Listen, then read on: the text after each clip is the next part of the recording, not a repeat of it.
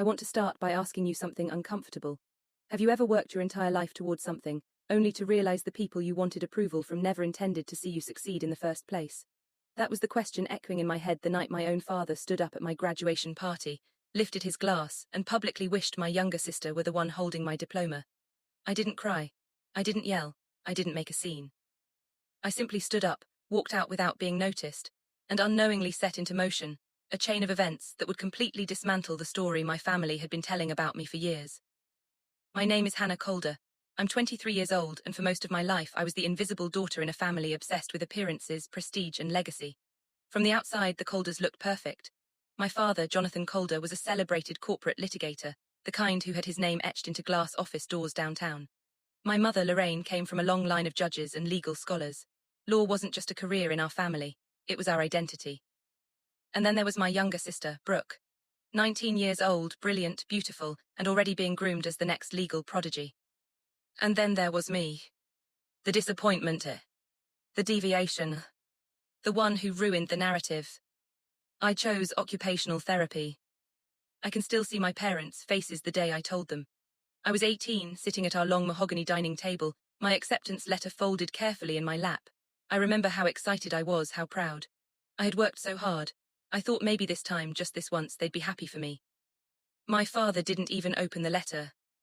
Therapy, he said flatly. You mean like rehab work?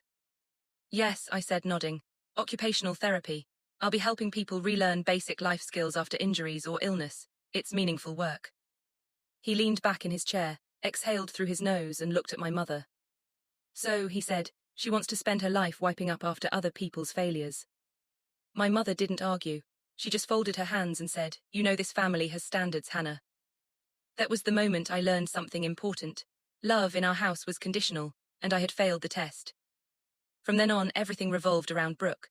Her grades, her internships, her debate trophies, her mock trial wins. Every phone call home turned into a report on her progress. No one asked about my classes. No one asked how my clinical rotations were going. When I pulled all-nighters studying anatomy and neurological rehabilitation, it was in silence. When I paid my tuition by working weekends at a long-term care facility, no one noticed. I graduated at the top of my cohort. I received departmental honors. I was recommended for multiple fellowships. My parents didn't attend a single ceremony. But someone did. My grandmother, Evelyn Moore, never missed a thing. She called every Sunday. She remembered every exam date. She asked about patients by name. She told me stories from her 40 years as a physical therapist back when women in healthcare were treated like furniture. She listened. She believed in me. 2 months before my graduation, my mother sent me an email. No greeting, no warmth. Graduation celebration scheduled. Saturday 7 p.m. Grand Laurel Hotel Ballroom. Guest list finalized. No action needed from you. I read it 3 times. My graduation party, planned without me. Attached was a list of 57 names. I recognized fewer than 15. The rest were my father's colleagues, clients, partners, their spouses, and a handful of Brooke's friends. Not a single professor, not one classmate, not one co-worker from my clinical placements. I called my mother immediately. Mom, I said, trying to keep my voice steady, can I invite Dr. Sanchez? She supervised my final placement, and maybe my friend Leela. There was a pause, then a sigh. Hannah, this is a professional event, she said. Your circle wouldn't really blend with the atmosphere. The atmosphere. I hung up without saying goodbye. Later that night, I looked at the printed invitation she'd mailed me for my records. The words were embossed in gold. Celebrating the Calder family. Not my name, not my achievement. Just the family. That should have been my warning. The night before the party, I lay awake in my studio apartment, staring at the ceiling, replaying years of quiet dismissals. Years of hopping. Years of shrinking myself to fit into a mold that was never meant for me. My phone buzzed.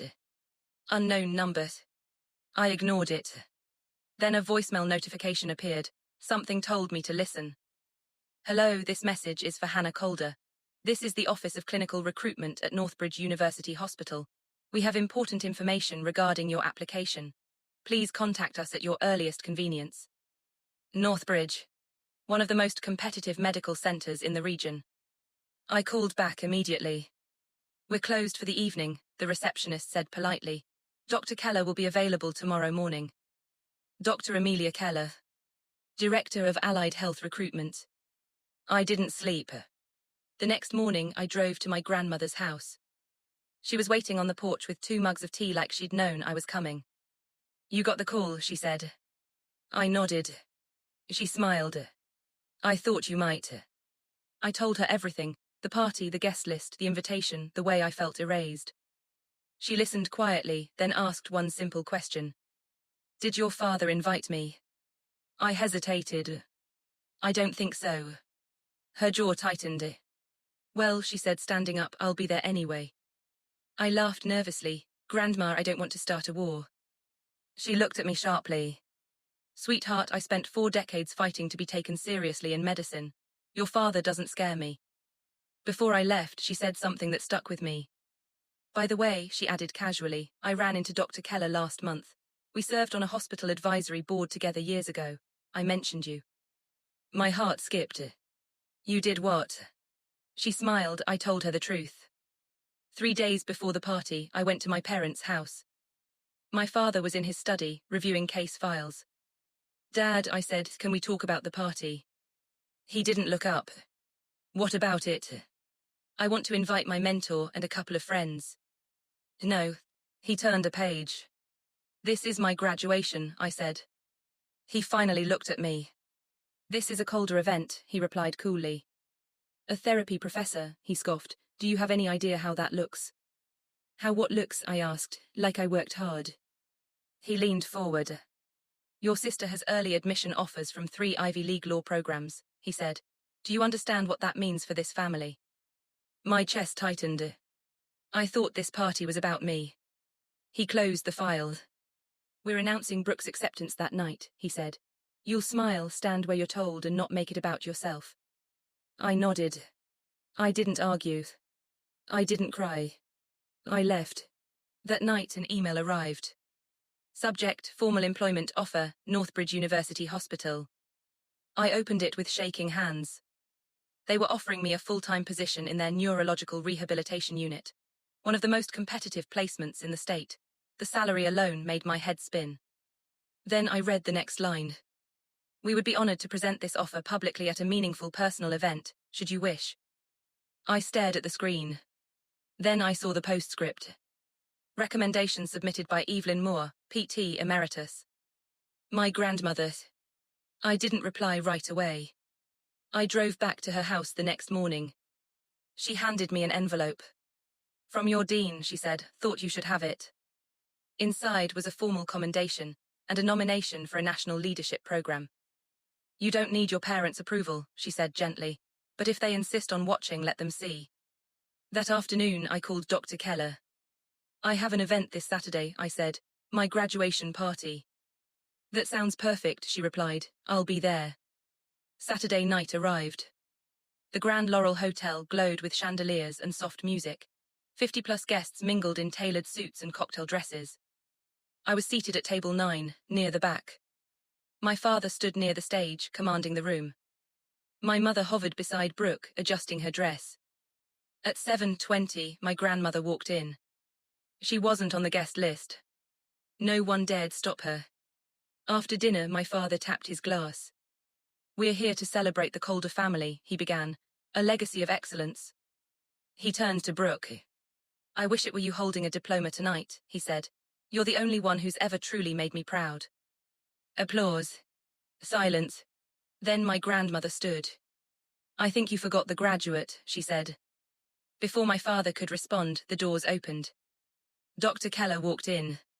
She approached me directly. Hannah Calder, she said, it's an honor. She turned to the room. Northbridge University Hospital is proud to offer this woman a position reserved for the top 1% of rehabilitation specialists nationwide. Gasps. She announced the salary. She read the commendation. She spoke my name. For the first time in my life, everyone was looking at me. I stood. I spent years trying to earn love by being quiet, I said. Tonight I'm done. I didn't ask for an apology. I didn't wait. I walked out. And I never went back to being invisible again. If this story resonated with you, if you've ever felt unseen by the people who should have celebrated you, please like this video, subscribe to Plot Point and share your thoughts in the comments. Your story matters.